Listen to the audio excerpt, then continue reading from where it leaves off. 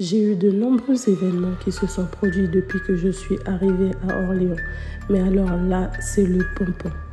Je vous emmène avec moi pour que vous puissiez découvrir jusqu'où mes voisins sont allés pour me faire la misère. Ils sont allés jusqu'à arracher les câbles Internet pour que je ne puisse plus vivre. Mais restez connectés, je vous raconte tout en images.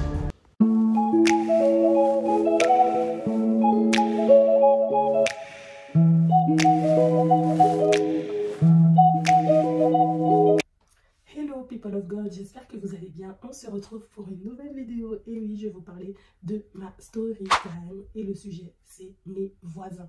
Effectivement, j'ai pris du temps à pouvoir vous en parler, mais comme les événements se sont tellement enchaînés durant ces 2 dernières années que j'ai dit non, là stop, il faut que je vous raconte tout en fait. Donc avant de commencer de raconter mon histoire, j'aimerais que vous puissiez vous abonner, liker la vidéo, partager et commenter, ça fait toujours du bien.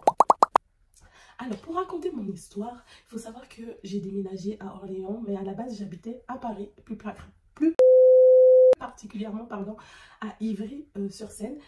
Et j'ai décidé de partir parce que mon travail me donnait la possibilité, ou l'opportunité plutôt, de pouvoir m'éloigner. Parce qu'il faut savoir que je travaille 4 jours sur 5 par semaine. Il y a une seule journée où je suis amenée à aller sur Paris pour faire un acte de présence, on va dire, parce que, bon, voilà, je ne vais pas rentrer dans les détails, mais c'est pour, voilà, comme ils disent, créer une cohésion sociale pour qu'on ne puisse pas être trop éloigné, dépaysé de nos collègues. Donc, voilà. Donc, j'ai décidé de partir à Orléans. Vous allez me dire, mais pourquoi Orléans? Pourquoi pas une autre ville, etc. Il faut savoir que Orléans, je suis déjà venue à Orléans, en fait, il y a quelques années déjà de cela. Je suis venue à Orléans, j'ai fait un week-end et c'était vraiment incroyable, c'était vraiment bien. Et j'ai bien aimé la ville. Et il y a une autre fois où j'ai dû passer sur Orléans, en fait. Je revenais de vacances de chez ma soeur et il y avait tellement de bouchons que le GPS m'a fait passer dans Orléans pour pouvoir retourner à Paris. Et quand je suis passée, j'ai dit waouh, mais c'est quoi cette ville en fait? Elle est magnifique. Elle est vraiment magnifique cette ville. Et je sens vraiment une atmosphère de paix. Je sens vraiment que c'est calme. Alors, j'ai déménagé en juillet 2021. Il faut savoir que j'ai déménagé en une journée. J'avais plié bagages en une journée. J'avais déménagé, j'avais tout ramené de Paris à Orléans. Et il faut savoir que moi, je suis une chrétienne. Et dans mon église, on nous donne en fait l'opportunité d'être responsable et de pouvoir gérer un groupe. Et c'est ce que j'ai voulu faire en allant à Orléans, pour pouvoir ouvrir cette mission à CER Orléans. Et il faut savoir que tous les mercredis, oui, nous avons une réunion. Donc, nous nous réunissons sur Zoom pour pouvoir avoir des temps de prière. Et il faut savoir que le premier jour, c'était une catastrophe. Parce que le premier jour, j'ai tellement fait du bruit. Après, je peux comprendre. J'ai tellement fait du bruit que le voisin est venu sonner à ma porte. Catastrophe. Et en fait, moi, pendant comme j'étais dans la réunion, je ne me suis pas levée pour aller ouvrir. Mais il y avait ma soeur qui était là, comme c'était les vacances, elle est venue avec ses enfants. Elle est partie voir qui avait sonné, en fait, parce qu'on n'attendait personne. Donc, elle est partie, elle a ouvert la porte. Et c'est là qu'elle s'est rendue compte, en fait, que c'était le voisin. Je crois même, elle n'a même pas ouvert la porte, si je me rappelle bien. Elle n'a pas ouvert, elle a regardé le petit trou, là, je ne sais pas comment on appelle ça, boudoir, bref. Et Judas, le Judas, je crois qu'on appelle ça. Et du coup, elle a regardé, elle a vu que c'était quelqu'un qu'elle ne connaissait pas. Donc, elle a dit c'est qui? Et c'est là que le voisin a répondu, bah, c'est le voisin. Et elle a dit oui, pourquoi, oui, qu'est-ce qui se passe en fait? Et c'est là de là en fait que le voisin a dit que oui, qu'on faisait trop de bruit, etc. Et à mon avis, il ne s'attendait pas en fait à ce qu'une nouvelle famille arrive et qu'il y ait aussi des enfants. Et du fait aussi que moi, je sois chrétienne. Donc ça a été tout un truc qui lui a fait péter les plombs. Donc, du coup, je me suis rappelé en fait que pendant mes temps de télétravail, parce que comme moi je suis amenée à travailler à la maison, donc je suis plutôt dans un cadre plutôt silencieux, dans un calme, et ça veut dire que Si il se passe le moindre petit mouvement ou le moindre bruit, je vais l'entendre. Et c'est ce qui s'est passé en fait, c'est que pendant mes temps de travail, ben, j'entendais tout le temps des bastons, des cris, c'était tous les jours comme ça en fait. Et je me disais, mais qu'est-ce qui se passe? Et je me suis rendu compte en fait, c'était mon voisin qui bastonnait sa femme. Non mais. Et c'était tout le temps la journée. C'était pas du moins le soir où tu vois, t'es posé et là tu entends. Non, ça c'était la journée. Et tous les jours c'était comme ça. Et quand je me suis rappelée de ça, j'ai dit, mais il se fout de moi en fait. C'est l'hôpital qui se fout de la charité parce que lui, la journée, il ne laisse pas tranquille. Il bastonne sa femme. Et moi, je dois faire quoi? Je dois pas faire de bruit. Juste une fois par semaine, je me réunis pour prier avec les jeunes du groupe et je ne peux pas faire de bruit. Non mais. J'ai jamais vu ça en fait. J'ai jamais vu ça. C'est pas comme si je faisais des tapages nocturnes, etc. Là, c'était même pas vraiment le soir. Parce que quand c'est l'été, le soleil se couche vraiment tard. Et les réunions démarrent à 19h30 et finissent en général à 20h30, 21h, grosso modo. Donc, je ne voyais pas où était le problème. Et après, je me suis dit, bon, c'est pas grave, je pense qu'il a voulu montrer qu'il était, que c'était lui le boss, etc. Il a voulu m'intimider en gros, mais je ne suis pas restée là. Je ne suis pas restée là. J'ai dit, bon, c'est pas grave, on passe à autre chose. Et si ça se répète, ben, à ce moment-là, je lui dirai ces 4 vérités. Donc, s'il n'y avait que ça, deuxième événement. Deuxième événement. S'il n'y avait que ça. Deuxième événement, après, je dirais papa, c'est que c'est de sa faute, mais je dirais plus que c'est une faute d'inattention de ma part, puisque je revenais chez ma soeur et j'étais en train de me garer dans le parking. C'est un parking ouvert en fait, juste en bas du bâtiment. Et sur ce parking-là, il y a un endroit où il y a un escalier qui remonte et il y a un autre parking ouvert à l'étage au-dessus en fait. Et en voulant me garer, j'ai pas regardé. Et j'étais en ligne avec ma soeur et là, j'entends catastrophe. Catastrophe, je vois les vitres arrière de ma voiture éclater. Les vitres m'ont même touché parce que ben, ça a tellement frappé fort que les éclats de verre, en fait, je les ai reçus sur moi. Et c'était vraiment une catastrophe, quoi. Je me suis dit, mais comment j'ai pu ne pas entendre le bip de la voiture? Parce que j'ai un radar de recul, donc j'ai pas entendu le bruit et ça a éclaté. Donc j'ai pris rendez-vous le lendemain et je suis allée faire jouer l'assurance et j'ai réparé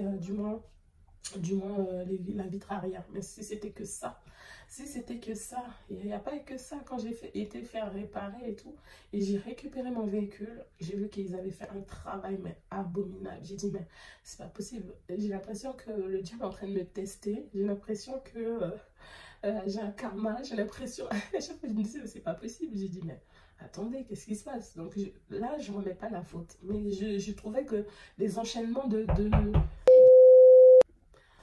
donc du coup voilà, enfin bref, voilà, ça a été le deuxième événement. Troisième événement, j'ai eu un pneu crevé.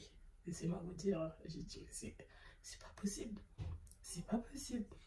Il faut savoir, c'était l'anniversaire de ma grande et j'avais dit que j'allais pas faire de fête. J'allais pas faire de fête, que j'allais juste inviter sa marraine et ses enfants et qu'on allait faire un petit week-end, on allait aller au resto, etc. Et quand on est allé au resto, on s'est dit, bon, on va prendre qu'une seule voiture parce que ben, ça sert à rien de sortir 2 voitures. Donc j'ai dit, bon, on prend la mienne, c'est pas grave, on prend la mienne, on va se serrer, etc.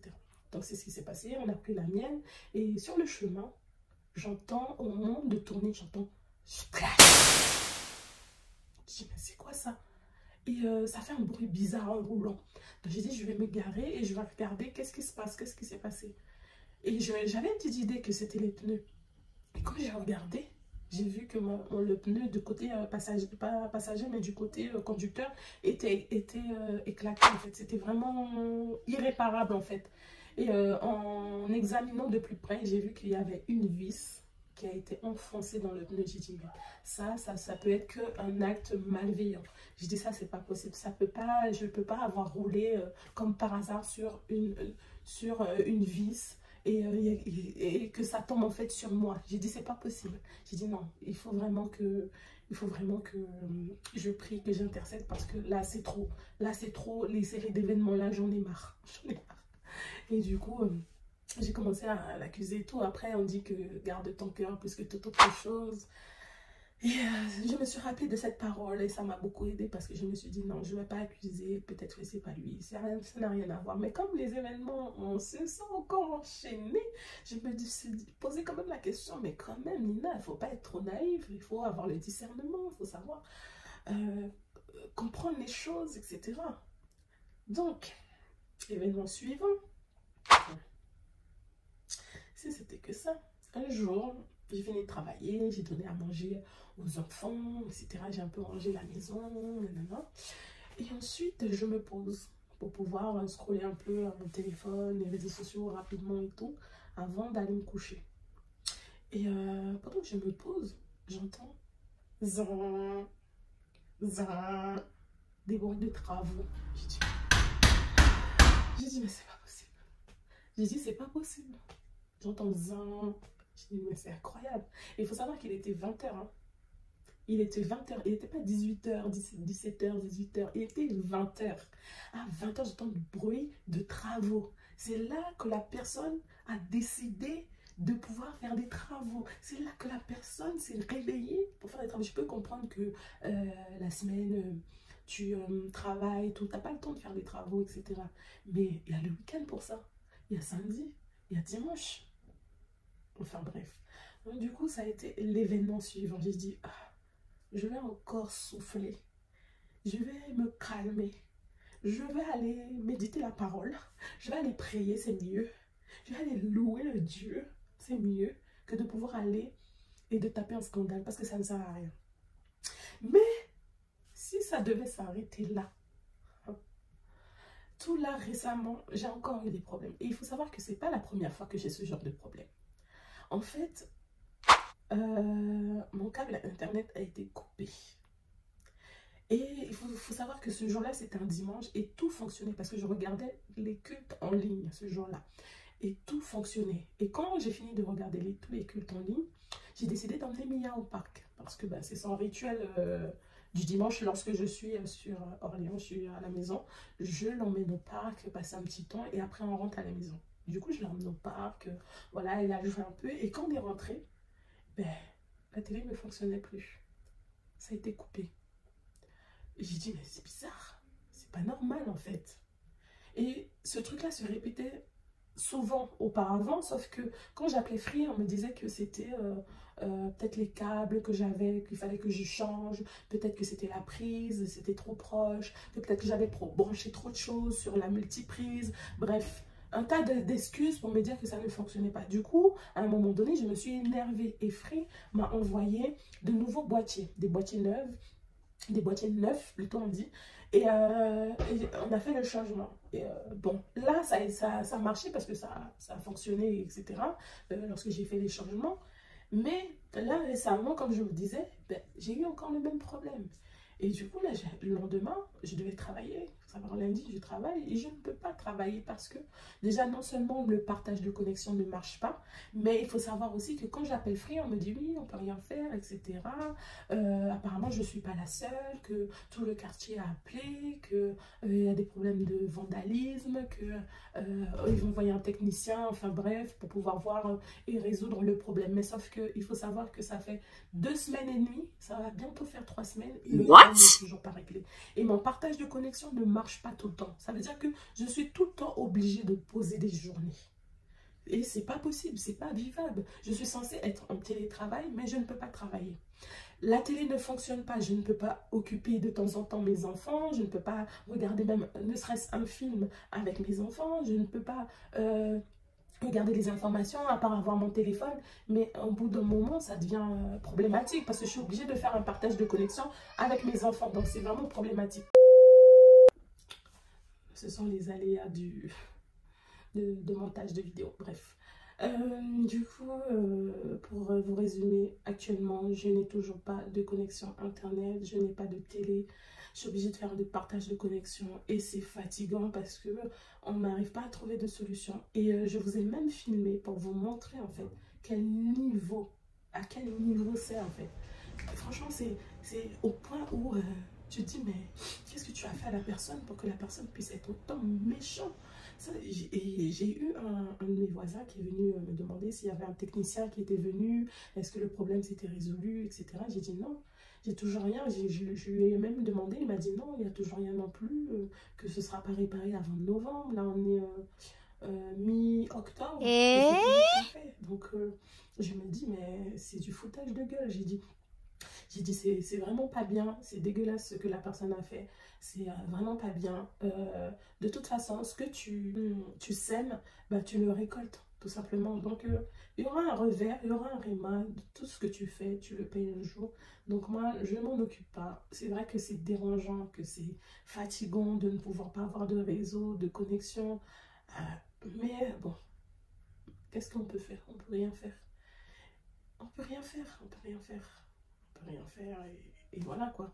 Mais j'ai eu, après je vous ai pas aussi raconté l'histoire de ma voiture parce que vous avez dû le voir dans mes précédentes vidéos que même ça encore j'ai eu un problème, que ma voiture avait commencé à fumer, etc. Je savais pas d'où venait le problème et gloire à Dieu, je suis tombée sur quelqu'un de bien, un mécanicien est venu, il a réparé la voiture rapidement, mais ça aurait été quoi? J'aurais pu avoir un accident, j'aurais pu mourir, etc. Mais les gens ne se rendent tellement pas compte en fait de ce qu'ils font que ils savent pas que ça peut avoir des répercussions en fait.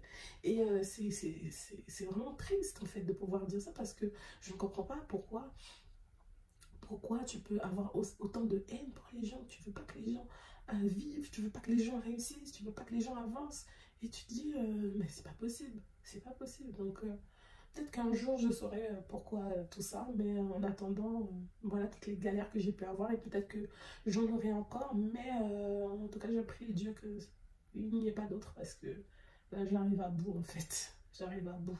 Donc voilà, c'était tout pour mon histoire, j'espère que cette histoire vous a plu, c'est pas une fausse histoire parce que j'ai pas le temps de raconter des fausses histoires, c'est vraiment ce que j'ai vécu, mais peut-être à l'occasion vous verrez encore d'autres galères que j'ai pu vivre, en tout cas.